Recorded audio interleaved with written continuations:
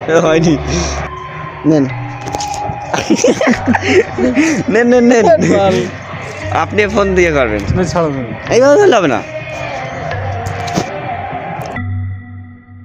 আসসালামু আলাইকুম গাইস, কি অবস্থা সবার, কেমন আছেন সবাই? আশা করি সকলে ভালো আছেন এবং আমরা অনেক ভালো আছি। আর আজকে আরও একটা নতুন ব্লগ ভিডিও নিয়ে আপনাদের মাঝে হাজির হয়েছি। অ্যান্ড আজকের ব্লগটা অন্য দিনের তুলনায় স্পেশাল, কারণ আজকে আমরা এসেছি যশোর জেস গার্ডেনে। অ্যান্ড যশোর জেস গার্ডেনে এসেছি, আর এখন আমরা টিকিট কাটতে যাব। সো আমাদের সাথে থাকুন।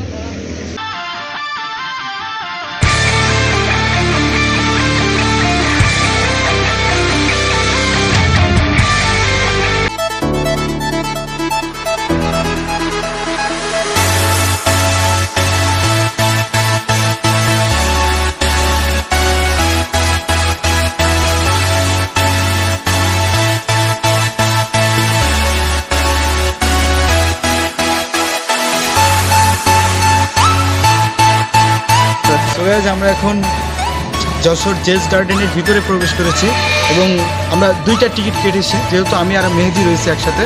সো দুইটা টিকিট কেটেছি। এখানে প্রত্যেকটা টিকিটের মূল্য হচ্ছে 50 টাকা। আমরা এর আগে প্রায় 8 মাস আগে একবার আসছিলাম এখানে, তো তখনও 50 টাকা ছিল। সো এটা হচ্ছে আমাদের সেই দুইটা টিকিট এবং আমরা আজকে যাচ্ছি জেস গার্ডেনের ভিতরে। এখানে গিয়ে জেস গার্ডেনের টোটাল বিস্তারিত আপনাদের সাথে আলোচনা করব। সো আমাদের সাথে থাকবেন এবং ভিডিওটা কন্টিনিউ করবেন।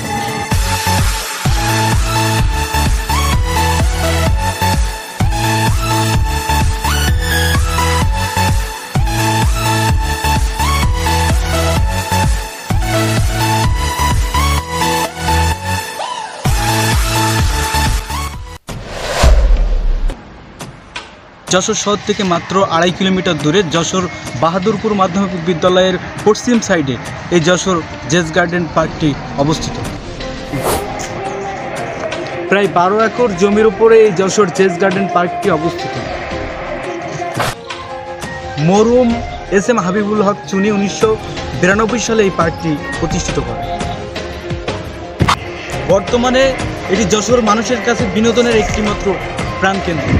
বর্তমানে এই পার্কটির দায়িত্বে রয়েছেন SM হাবিবের সহধর্মিণী ইসমাতারা হক এবং এই পার্কে প্রায় 30 জনের বেশি স্টাফ কাজ করেন। এবং আমার পিছনে দেখতে পাচ্ছেন একটি বৃহৎ হাতি, এবং এই হাতিটা প্রায় 12 থেকে 14 বছর আগের পুরনো হাতি। এবং এই হাতির একটা বিশেষণ হচ্ছে, আপনি এই হাতির পিছন থেকে ঢুকে ছুট দিয়ে বেরোতে পারবেন। শীতের মৌসুমে প্রতিদিনই প্রায় 20 থেকে 30টি পিকনিক পার্টি আসে এখানে পিকনিক করতে। এবং আমার পিছনে দেখতে পাচ্ছেন শিশু সহ প্রত্যেক সব বয়সী আপনার বিনোদন প্রেমী ভাই এবং বোনেদের জন্য রয়েছে ট্রেন সুবিধা। এখানে দেখেন ছোট্ট একটি ট্রেন রয়েছে এবং আমার এই সাইডে দেখতে পাচ্ছেন একটি গার্ডেন, অর্থাৎ এই গার্ডেনের এই গোলাকার গার্ডেনের পাশ দিয়ে এই ট্রেনটা চলে। সো আপনারা এখানে আসতে পারেন।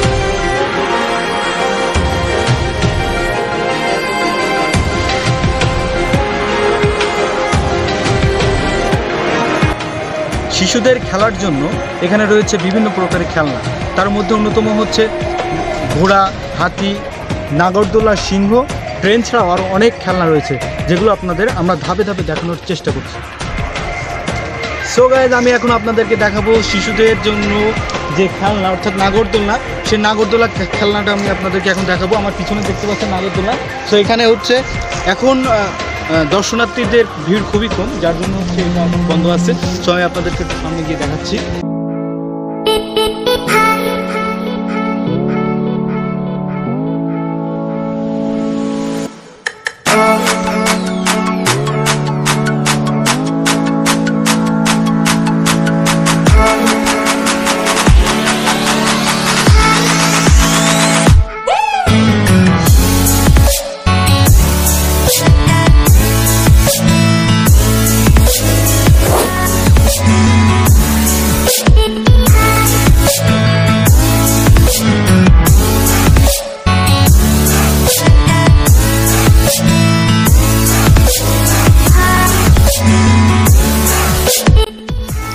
আপনারা দেখতে পাচ্ছেন হচ্ছে আমি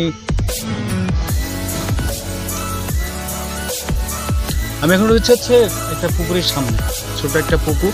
তো মূলত যশোর জেস গার্ডেন পার্কটা অনেকটাই ছোট অন্য পার্ক তুলনায়। তো এর আগে একবার আসছিলাম, তারপরেও আবার আসছি ভিডিও করার ক্ষেত্রে শুধু। তো অনেক ছোটো, প্রবেশ মূল্য 50 টাকা, তুলনামূলক ঠিক আছে, সমস্যা নেই। আর আমার পিছনে দেখতে পাচ্ছেন একটা ছোটো পুকুর রয়েছে এবং তারপরে রয়েছে একটা পার্ক। মেয়েটা হচ্ছে না স্টুডেন্ট, আল্লাহ আমাদের স্টুডেন্ট রয়েছে এই সামনে।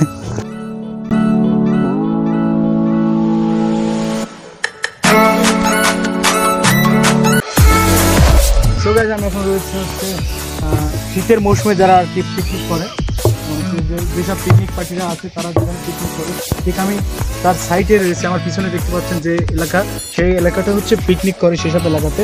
আর আমার সাইডে দেখছেন বেশ কয়েকটা বগ রয়েছে, ছোট্ট একটা জলাশয়ের ভিতরে বেশ কয়েকটা বগ, এবং আমরা সেই জলাশয়ের মধ্যে দাঁড়িয়ে রয়েছি। এবং ওই সাইডটা হচ্ছে আপনার পিকনিক স্পট, ওখানে যারা আসে তারা পিকনিক করতে আসে।